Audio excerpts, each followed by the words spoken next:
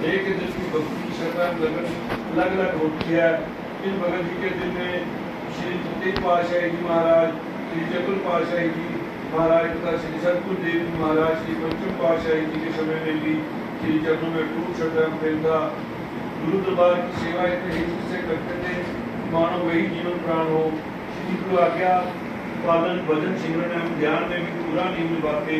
ऐसी सच्ची भावना और दृढ़ निष्ठा होने पर कुदरत की सब शक्तियां इनकी सहायक हो जाती। श्री सतगुरु देव जी महाराज, श्री पंचम पातशाही जी के समय उनकी सेवा गेहूं पीसने पर लग गई हुई थी। प्रतिदिन में 10 बोरियां पीसकर के हार पर जितनी अधिक संगत आती उतनी अधिक बोरियां पीस कर निधि छुट्टी करते। एक बार जैसे ही वे अपनी सेवा में रहते और अभी 5 बोरियां पीसने वाली पड़ी थी तो एकदम उनकी आंखों के आगे अंधेरा छा गया। वे वही बेहोश होकर गिर गए।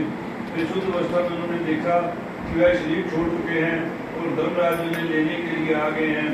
धर्मराज के अपने दूतों से कह रहे हैं कि जल्दी करो, इसके श्वास पूरे हो चुके हैं और इसे यहाँ से ले चलो। भगत जी उनसे पूछने लगे कि तुम कौन हो और मुझे कहाँ ले जाना चाहते हो। आगे तो मिला मैं धर्मराज हूँ। हर प्राणी की मृत्यु पर मुझे उसके कर्मों का हिसाब रखने के लिए मृत्यु लोक से ले जाना ही होता है। भगत जी ने जोरदार आवाज में कहा, धर्मराज जी आप मुझे ले जाने वाले कौन होते हैं? अभी तो मेरी 5 बोरियां आटा पीसने वाली पड़ी हैं। मैं सेवा को दूरी नहीं छोड़ सकता। मैं पूरे सतगुरु जी महाराज का सेवक हूँ। आप मुझे उनकी आज्ञा के बिना कहीं भी नहीं ले जा सकते और ना ही मैं जा सकता हूँ। क्या आपने मेरे श्री गुरु महाराज जी से जाकर आज्ञा दी है? धर्मराज जी संतुष्ट में पड़ गई, क्या करे और क्या ना करे। इतने में एक आवाज आई और दिव्य ज्योति ने धर्मराज जी की सुनी पाकर कहा, इस समय से यही छोड़ दो, यही हमारी आज्ञा है। भगत जी के स्वरूप थी धर्मराज जी लोप हो गए। भगत जी के निष्प्राण प्राणों में प्राणों का संचार होने लगा। उन्होंने आंखें खोली और सोचने लगे कि मैंने सचमुच ही दृश्य देखा है कि यहाँ ये एक स्वप्न था। जो भी हो ये तो पता चल गया कि श्री गुरु महाराज जी हमारे संग हैं। भगत जी जब पूर्णतः सचेत हुए तो सीधे ही अंदर श्री गुरु महाराज जी के श्री चरणों में पहुंचे। उन्होंने दंडवत प्रणाम कर बोले कि प्रभु मेरे मन में भी श्री गुरु दरबार की सेवा करने की अभिलाषा है। इस जन्म में तो अब मुझे पूर्ण सदगुरु महापुरुषों की तरह शरण में ये ज्ञान प्राप्त हो गया है कि मानव जन्म अमोलक है। इसमें इंसान सेवा स्मरण ध्यान और जितने भी भक्ति मानक है कमा सकता है, अपने जीवन को सफल बना सकता है और श्री चरणों में समा सकता है। उन्होंने सेवा करते हुए धर्मराज का दृश्य देखा था, वैसा वृत्तांत श्री प्रभु जी को कह सुनाया।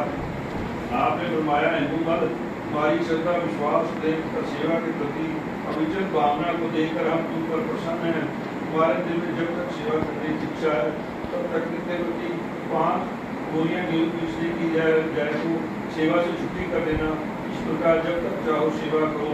भगत जी महाप्रभु जी का आभार प्रकट करते हुए प्रसन्न उन्हें अपनी सेवा पर पहुँच गए। कुछ समय के लिए उनके पास एक भगत जी भी सेवा के लिए आया करते थे। उसे भी उन्होंने ये सुनाया दिए कि मेरी अनुस्थिति में भी 5 बोरियां गेहूं हमेशा पड़ी रहनी चाहिए। इस प्रकार कुछ वर्षों पश्चात जब उनका शरीर शिथिल होने लगा उन्होंने महाप्रभु जी से क्षमा मांगी। श्री आज्ञा पाकर उन्होंने सारी बोरियां पीस दी और विचल भक्ति करते हुए श्री प्रभु जी के धाम में स्थान पाया। श्री सतगुरु दाता दयाल जी श्री प्रयाग धाम में विराजमान थे। आपने वहाँ एक छोटा मंदिर बनवाकर श्री परमहंसों की दिव्य प्रतिमाओं की स्थापना की। श्री प्रयाग धाम में सेवा कार्य करवाते हुए आप हर बुधवार श्री आरती पूजा के पश्चात पूरे गांव चक पर कृपा फरमाते। वहाँ नाश्ते का भोग लगाकर वापस श्री प्रयाग धाम पधारते।